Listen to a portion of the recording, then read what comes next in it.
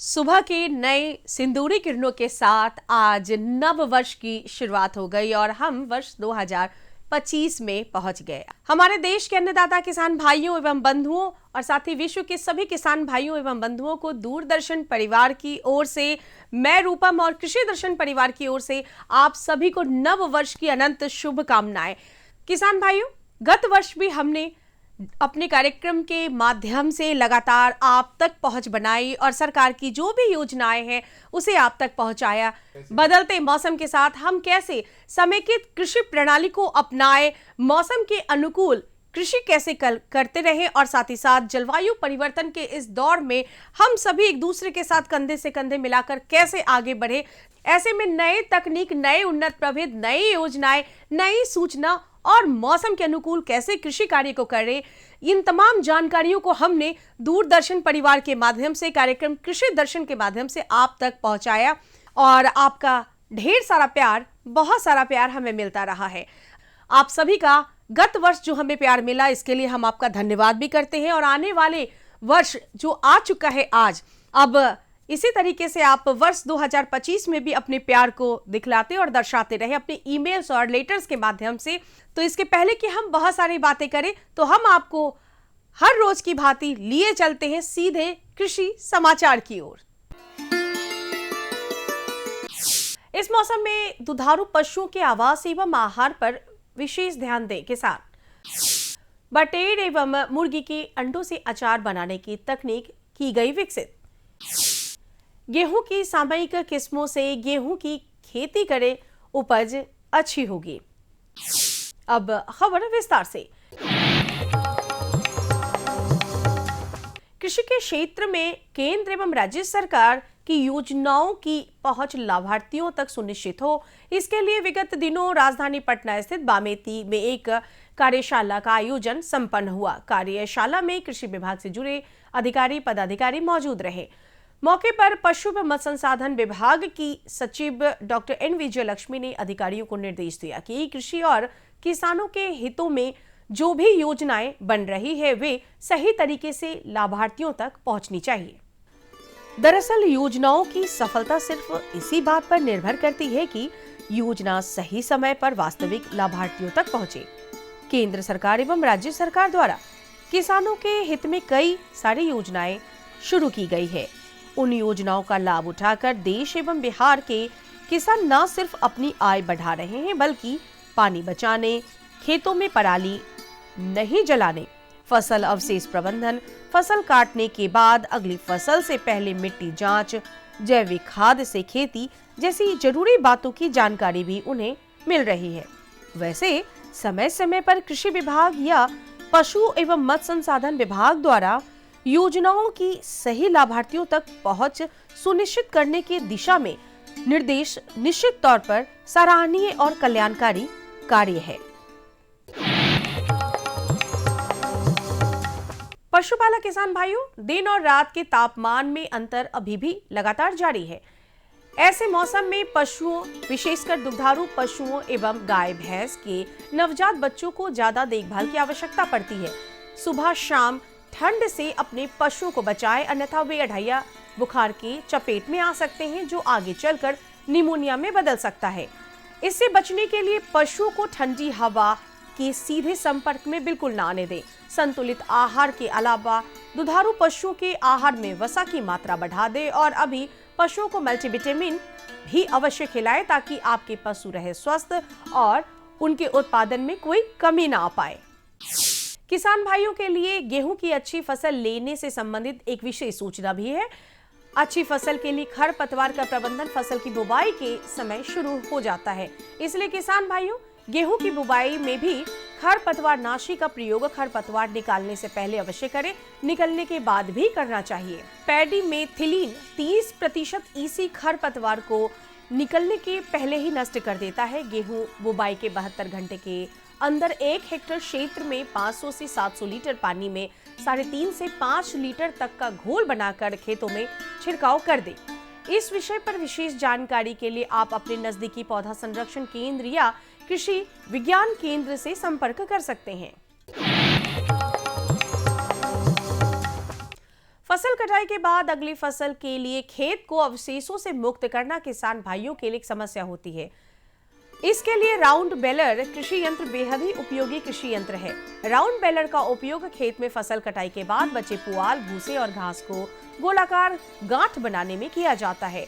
इस यंत्र के साथ गांठों को इकट्ठा करना भी आसान हो जाता है और साथ ही साथ फसल अवशेष का कुशल प्रबंधन भी हो जाता है। राउंड बेलर खेत के कचरे को 80% तक कम कर सकता है।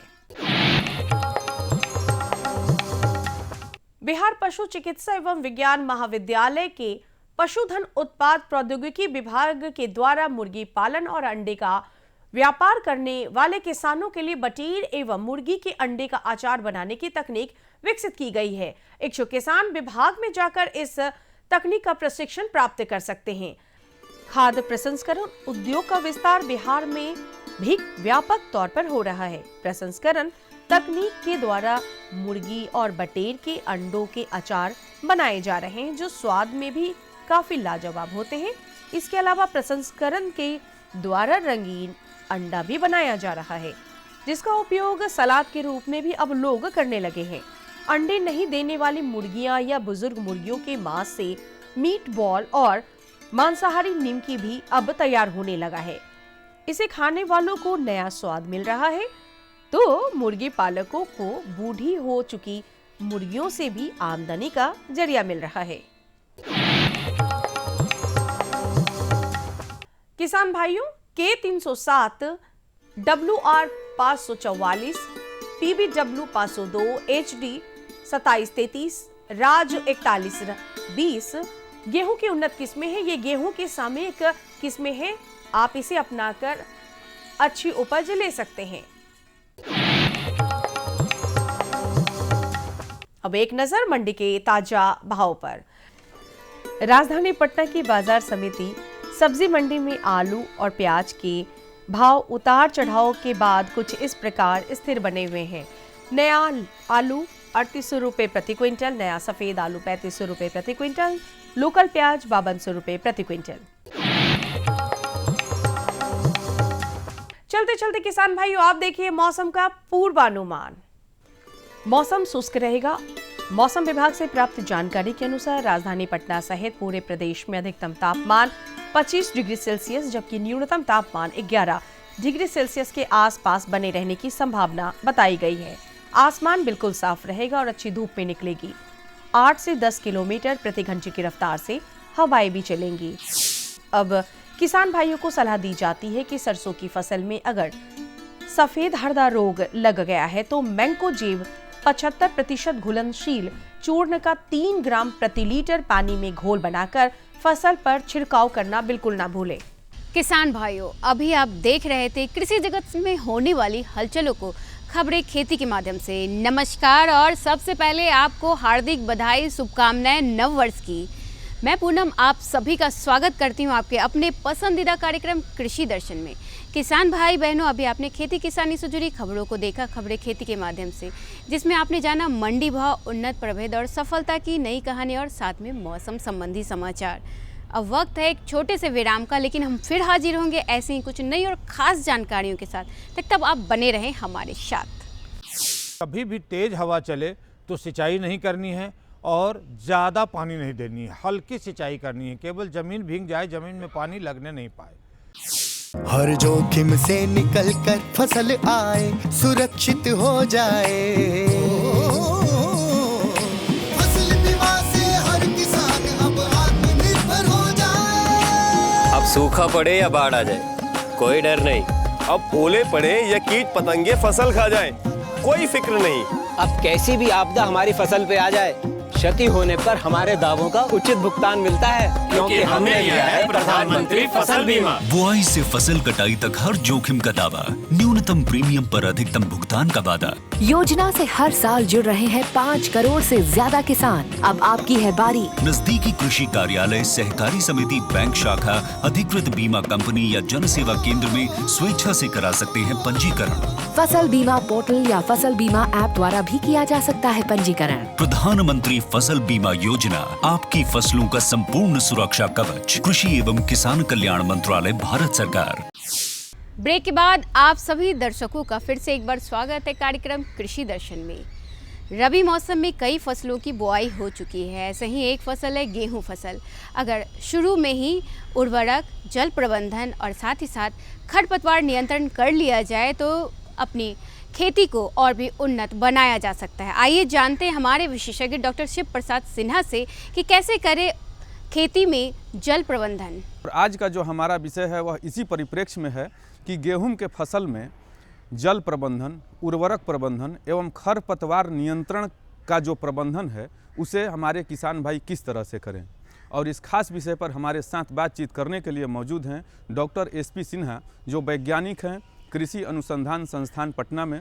सर, कृषि दर्शन कार्यक्रम में आपका हार्दिक स्वागत है। जी, आपको भी धन्यवाद। जैसा कि आज का सर हमारा विषय है कि गेहूं का जो फसल है, तो सबसे पहले हम किसान भाइयों तक पहुंचाना चाहेंगे कि गेहूं के फसल में उर्वरक प्रबंधन हमारे किसान भाई कैसे करें। ऐसा है किसान भाई, जो है हम लोग आज गेहूं में बात करेंगे उर्वरक प्रबंधन पे। तो उर्वरक प्रबंधन में बात करेंगे कि किसान भाई जो लगा दिए हैं गेहूं, खड़ी फसल है, तो उसमें जो है जो बुआई से पहले जो उर्वरक दिए हैं वो तो दिए ही हैं आधारीय रूप में।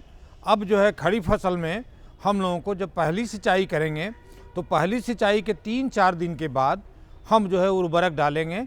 वो भी केवल अब यूरिया डालेंगे तो लगभग 110 किलोग्राम यूरिया प्रति हेक्टेयर की दर से हम जो है सिंचाई करेंगे। और सिंचाई करने के 2-3 दिन के बाद जब ज़मीन लात सहने लायक हो जाए, तब हम लोग उसको देहाती भाषा में कहते हैं लतसहू हो जाए ज़मीन, तब उसमें संध्या काल में उर्वरक का उपरिवेशन करेंगे, टॉप ड्रेसिंग करेंगे। और किसान भाई एक तो ये होगी एक पहली उपरिवेशन। दूसरी उपरिवेशन किसान भाई करेंगे जब हमारा फसल में दूसरी सिंचाई देंगे, और दूसरी सिंचाई देने के 2-3 दिन के बाद संध्या काल में 110 किलोग्राम यूरिया प्रति हेक्टेयर की दर से उपरिवेशन करेंगे दूसरी सिंचाई के बाद। तो इस तरह से किसान भाई, अब बात रही उर्वरक में एक और जो है देना है वो सूक्ष्म पोषक तत्व। जब हमारा गेहूं का फसल 40 से 45 दिन का हो जाए, तब खड़ी फसल में 1.5 लीटर मल्टीप्लेक्स सूक्ष्म पोषक तत्व तरल का 500 लीटर पानी में घोल के प्रति हेक्टेयर की दर से उसका पर्णीय छिड़काव कर देंगे। इससे हमारे गेहूं के फसल में करीब करीब 20% उपज बढ़ जाने की संभावना रहेगी। तो किसान भाई ये सूक्ष्म पोषक तत्व तरल का जरूर जो है पर्णीय छिड़काव करेंगे। अब रही बात जल प्रबंधन की, तो जैसा कि आप सभी किसान भाई जानते हैं कि पहली सिंचाई जो गेहूं में है वो दी जाती है 21 से 25 दिन में, जिसको हम लोग सिर्फ जड़ अवस्था कहते हैं, अंग्रेजी में क्राउन रूट इनिशिएशन स्टेज कहते हैं। इस स्टेज में नितांत आवश्यक है पानी देना, यानी हर एक हालत में पानी जो है आप 21 से 25 दिन में पहली सिंचाई जरूर कर देंगे।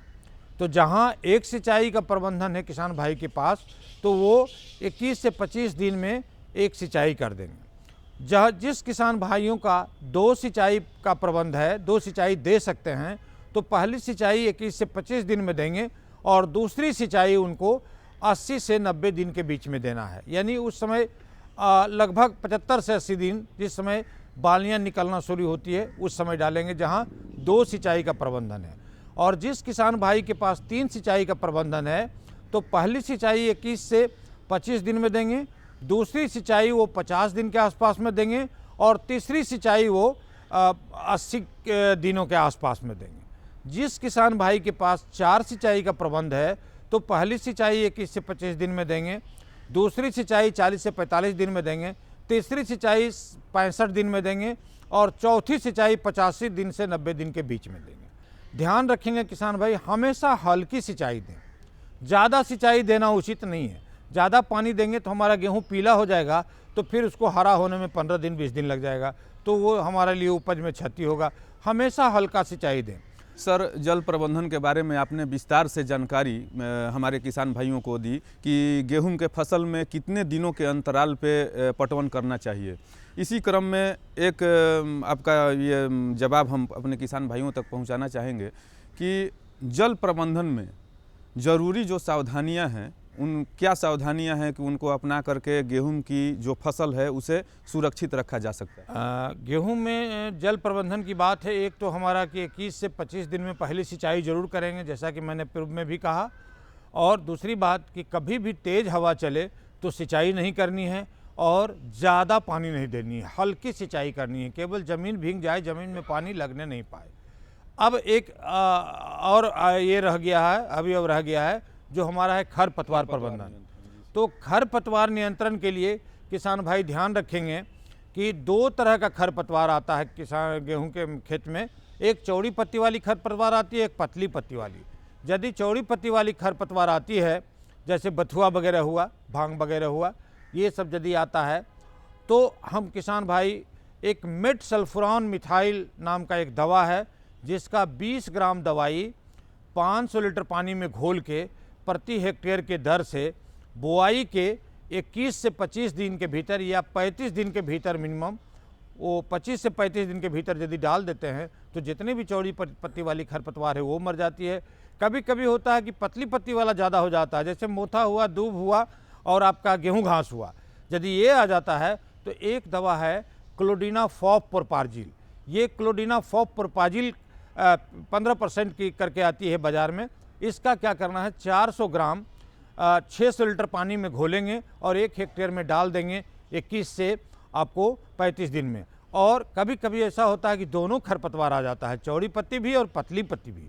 तो इस दशा में किसान भाई क्या करेंगे, एक दवा आती है बाज़ार में सल्फोसल्फुरान और मेट सल्फुरान का मिक्सचर, उसका 64 ग्राम प्रति हेक्टेयर 500 लीटर पानी में घोल के यदि उसका छिड़काव कर देते हैं 21 दिन से 35 दिन के भीतर, तो दोनों तरह की खरपतवार नष्ट हो जाता है, चौड़ी पत्ती भी और पतली पत्ती भी। जो ज़रूरी सावधानियां हैं उनको अमल में ला करके गेहूं की जो फसल है, उसकी जो पैदावार है, उसका आप प्रचुर मात्रा में आप उत्पादन कर सकते हैं।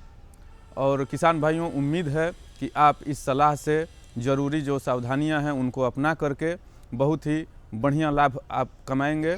और इतनी अच्छी जानकारी देने के लिए डॉक्टर साहब आपका बहुत बहुत धन्यवाद। जी, आपको और किसान भाइयों, मिलते हैं कृषि दर्शन कार्यक्रम के अगले भाग में एक नई जानकारी और एक नए विशेषज्ञ के साथ।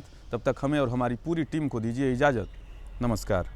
दर्शकों, अभी आपने जाना गेहूं फसल में उर्वरक, खरपतवार और जल प्रबंधन कैसे किया जाए। अब बढ़ते हैं कार्यक्रम के अगले भाग की ओर, जो कि आप में से ही एक किसान यानी सफल किसान की कहानी।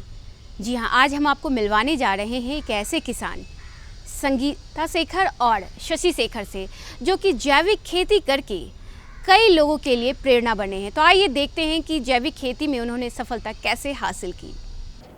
नमस्कार हमारे देश के अन्नदाता किसान भाइयों बहनों, क्योंकि आपकी प्रगति की वजह से ही आज लगातार बदलते परिवेश में भी हम परंपरागत खेती की जगह अब समेकित खेती को अपना रहे हैं, जैविक खादों को अपना रहे हैं, नए नए तकनीकों को अपनाकर खेती कर रहे हैं, सुरक्षित और संरक्षित खेती कर रहे हैं। निश्चित तौर पर दौर बदल रहा है और बदलते दौर के साथ साथ खेती में भी काफ़ी बदलाव आ रहा है और हमारे किसान भाई बंधुओं के कंधे पर ये लगातार एक प्रेशर की तरह रहता है, दबाव की तरह रहता है कि वे कैसे अत्यधिक उत्पादन ले सके, जो भी फसल वो बो रहे हैं उसका अत्यधिक उत्पादन ले सके। आज जिस मुद्दे पर हम बात करने के लिए आपसे रूबरू हो रहे हैं वो मुद्दा है कि जैविक खेती को कैसे बढ़ावा दिया जाए और जैविक खेती को अपनाकर आप अपने उत्पादन को तो बढ़ाएंगे ही और आप जैविक खाद का निर्माण घर में खुद कर पाएंगे। तो ऐसे ही हमारे साथ एक जुड़ चुके हैं किसान, प्रगतिशील किसान शशि शेखर जी, जो कि सारण से चलकर आए हैं और कौन से प्रखंड से? मकेर प्रखंड से। मकेर प्रखंड के रहने वाले हैं। तो सबसे पहला सवाल, हमारे कार्यक्रम में आपका स्वागत है। हम सभी किसान भाइयों का और आपकी टीम का मैं हार्दिक अभिनंदन करता हूँ। बहुत बहुत धन्यवाद शशि शेखर जी। एक सवाल क्योंकि आप किसान हैं, प्रगतिशील किसान हैं, दूरगामी सोच रखते हैं। आप कितने वर्षों से खेती कर रहे हैं? हम 30 से 32 साल से खेती कर रहे हैं और पहले हम पारंपरिक खेती करते थे, उसमें हमको ज़्यादा मुनाफा होता था। फिर 2000 के बाद हम लोग जो है खेती करने लगे केमिकल से, रसायन युक्त खेती करने लगे। उसके बाद हमारा उत्पादन गिरने लगा। फिर हम सरैया प्राकृतिक खेती के लिए हमको सरैया कृषि विज्ञान केंद्र से हम जुड़े और उन्होंने हमें बताया कि कैसे पारंपरिक खेती करना है। उसी में हम अपने से सारी तरह जो भी खेती है उसको ऑर्गेनिक करना स्टार्ट किए 2017 से। उसमें बिहार में पहला हम किसान हैं जिसने अपने खेत में 17 क्विंटल तिल एक साल में हमने उत्पादन किया।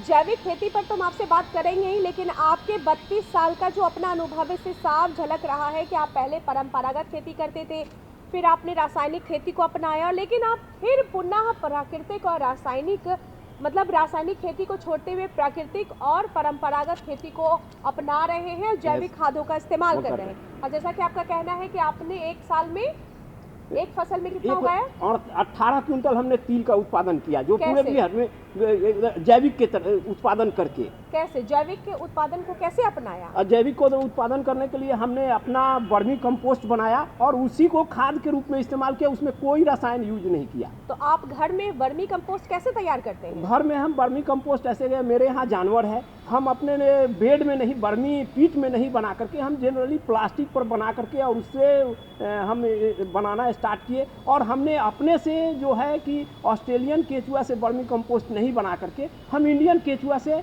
अपना वर्मी कंपोस्ट बनाना स्टार्ट किए। और वो इंडियन केचुआ हमको कृषि विज्ञान केंद्र सरैया के थोड़ा बताया गया, थोड़ा सा हेल्प किया गया कि कैसे इसको डेवलप करना है। और उसी को हम हमारे यहाँ जो आम का पत्ता है, पीपल का पत्ता है, बर का पत्ता है, उसमें बेसन, गुड़, हल्दी, ये सरसों का खल्ली दे करके और उसको हमने डिकम्पोज किया, तो उसको फोटोसिंथेटिक के थ्रू उसको डिकम्पोज किया। और उसी को जब हम अपने वर्मी बेड में डाले तो उससे इंडियन केचुआ डेवलप हो गया और वो बहुत कारगर है। जो ऑस्ट्रेलियन केचुआ लाते हैं वो जो है कि हमारे टेम्परेचर को नहीं झेल पाता है और वो ज़्यादा ठंड पड़ता है तो भी मर जाता है, ज़्यादा गर्मी पड़ता है तो भी मर जाता है। और वो केचुआ जाकर के जब सॉइल में हम वर्मी कंपोस्ट ऑस्ट्रेलियन वाला केचुआ का डालते हैं तो सॉइल में जाकर के फिर केचुआ में डेवलप नहीं हो पाता है, वो केचुआ वहीं उसका एग्स जो है वो डेड हो जाता है। अच्छा, आप एक चीज़ बताइए कि आपने तो बहुत अच्छी जानकारी दी शशि शेखर जी। अब बताइए हमारे दर्शक भाइयों को, बंधुओं को और किसान भाइयों को कि अगर कोई वर्मी कंपोस्ट घर में उगाना चाहेगा और ट्रेनिंग लेना चाहेगा तो कैसे, वो आप क्या प्रशिक्षण भी देते हैं? हम उनको प्रशिक्षण भी देंगे और उनको बताएंगे कि कैसे आप अपने घर पे इसको बना सकते हैं, इंडियन केचुआ को आप कैसे डेवलप कर सकते हैं और बिना वर्मी पीट के आप घर में कैसे अपने से वर्मी। और उसमें जो होता है, जो हम लोग ऑस्ट्रेलियन केचुआ लेते हैं उसमें नाइट्रोजन, फॉस्फेट और पोटेशियम का मात्रा कम रहता है, लेकिन जो हमारा इंडियन केचुआ से जो वर्मी कंपोस्ट डेवलप होता है उसमें प्रचुर मात्रा में पाया जाता है। अब हमने जहाँ के भिंडी के, फूलगोभी में जहाँ ऊपर से जैसे यूरिया लोग डालते हैं वैसे वर्मी कंपोस्ट डाल करके और उसके बाद वो मैंने पटवन किया और उसमें मैंने अप्रत्याशित सुधार मिला उस फसल में और एकदम ग्रीन हो गया, लगा कि इसमें यूरिया डाल करके ये फसल उगाया गया। बहुत अच्छी जानकारी दे रहे हैं। उम्मीद है कि जो हमारे किसान भाई बंधु लाभ उठाएंगे। एक जो हमें जानकारी चाहिए, और हमारे दर्शक लगातार हमें ईमेल कर, चिट्ठी लिख पूछते भी रहते हैं, फ़ोन कर पूछते भी रहते हैं कि जो हमारे प्रगतिशील किसान भाई बंधु हैं वो क्या कोई प्रशिक्षण भी प्राप्त किए? क्या आप इसके लिए कोई प्रशिक्षण भी प्राप्त कर रखे हैं या खुद से आपने इनोवेशन कुछ कह सकते खोज किया? नहीं, हमने इसको थोड़ा सा तो हमको इसके बारे में कुछ जानकारी कृषि विज्ञान केंद्र सरैया से दिया गया, उसके बाद हमने खुद इसको डेवलप किया। उन्होंने थोड़ा मोड़ा हमको आइडिया दिया था कि कैसे बनता है, लेकिन हमने बड़ का पत्ता, पीपल का पत्ता और आम का पत्ता, ये सारा चीज़ को इकट्ठा करके और फोटोसिंथेटिक बाकी सारा जितना बैक्टीरिया बनता है उसको बोला जाता है छाँव में रखिए, लेकिन इसको हमने जब डेवलप किया तो इसको हल्का सा धूप, ये पूरा धूप नहीं चाहिए, हल्का धूप इसको मिलते रहना चाहिए और ये 30 से 35 दिन में वो डिकम्पोज जब हो जाता है और उसको हम लोग जब वर्मी बेड में डालते हैं तो ये पूरा उसमें केचुआ, इंडियन केचुआ डेवलप हो जाता है। क्या सरकार से आपको इसके लिए कोई अनुदान भी मिला है अब तक, या अपने सरकार द्वारा कोई अनुदान का रिक्वेस्ट किया और आपने प्राप्त किया? नहीं, अभी तक तो सरकार से हमें कोई अनुदान नहीं मिला है, लेकिन अगर सरकार से हमको कुछ सहायता मिलती है तो हम और किसानों को इसमें जोड़ करके और पूरे बिहार राज्य के किसान, क्या हम पूरे देश के किसान के साथ में उनको ट्रेनिंग देना चाहते हैं और उनको ये जागरूक करना चाहते हैं कि आप जैविक खेती कीजिए। और जैविक में ज़्यादा फायदा भी है आज के डेट में केमिकल से ज़्यादा, इसलिए कि मार्केट में उसका जो यथी होता है, समय होता है, वो ज़्यादा रहता है। और लोग आजकल बोलता है कि टेढ़ा मेढ़ा बाजार में मिल रहा है तो वो समझिए कि जैविक है, ऐसा कुछ नहीं है। जैविक जो है अगर उगाया हुआ है और वो बिना फ्रिज में रखे आप सप्ताह दिन घर में रखिएगा तो उसका कलर चेंज नहीं होगा। जैविक का सबसे बड़ा उदाहरण है ये, और उसका टेस्ट भी अलग होता है जैविक का। क्या आपकी कोई संस्था भी चलती है इसके लिए? नहीं, हमारी एक संस्था है जीवाश्म ऑर्गेनिक प्राइवेट लिमिटेड जो स्टार्टअप है और उसकी को फाउंडर हमारी मैडम है। तो आपका ये स्टार्टअप है जी। आप इससे कैसे जुड़ी हैं? जी, मेरे हस्बैंड इसमें ज़्यादा रुचि लेते हैं, उनके साथ मैं थोड़ा थोड़ा इसमें हेल्प करती हूँ। अच्छा, मतलब आप भी प्रगतिशील जो हमारे किसान हैं उनको सपोर्ट करने के लिए जुड़ रही हैं। पत्नी जो कि सिर्फ और सिर्फ घरेलू कामों में मदद करती रही हैं, लेकिन अब पति को मदद करने के लिए प्रगतिशील किसान भी बन रही हैं। बहुत अच्छी बात है। निश्चित तौर पर अगर ऐसी गृह लक्ष्मी घर में हो तो कोई भी किसान हमारे जो है अन्नदाता किसान भाई बंधु समृद्धि की ओर अग्रसर हो सकेंगे। बहुत अच्छी जानकारी दे रहे थे, धन्यवाद संगीता जी आपका, और शशि शेखर जी आपका भी धन्यवाद।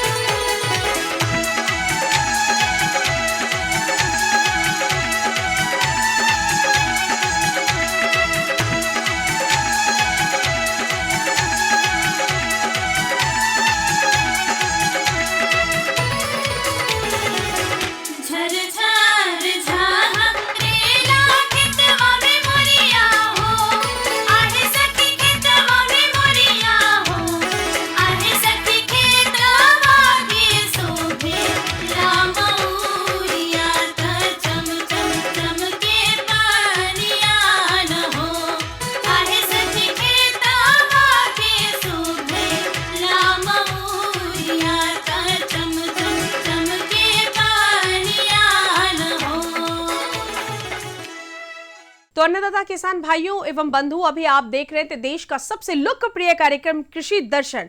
हम हमारे सहयोगी पूनम एवं पूरी टीम को धन्यवाद देते हुए आपसे आज के कार्यक्रम से लेते हैं विदा। अगले अंक में हम फिर नई जानकारी के साथ आपकी सेवा में हाजिर होंगे। अपना प्यार और दुलार हमारे दूरदर्शन को दिखलाते रहे, जतलाते रहे। धन्यवाद।